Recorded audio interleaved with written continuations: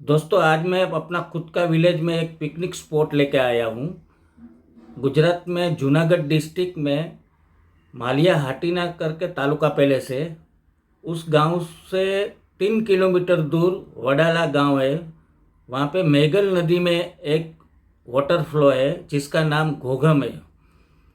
दोस्तों, वो एक ऐसा वाटर फ्लो है जो देखने को कुदरत ने खुद खुद के सुंदर नज़ारा बना दिया है।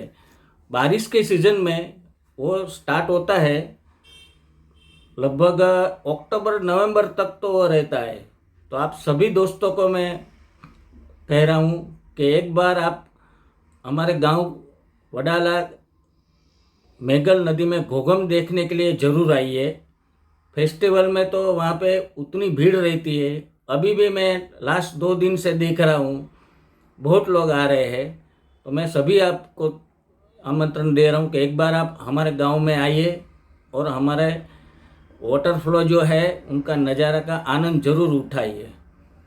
दोस्तों, एक खास निवेदन है कि आप जब भी आइए तो अगर नहाने के लिए जाइए तो खास पानी देख के नहाइए, क्योंकि इससे पहले 1-2 साल पहले भी 1-2 लोगों की जान गई हुई है। तो मैं आप सभी को रिक्वेस्ट कर रहा हूँ कि आप कभी भी अगर नहाने के लिए जा रहे हैं तो पानी देख के नहाइए। Okay, thank you.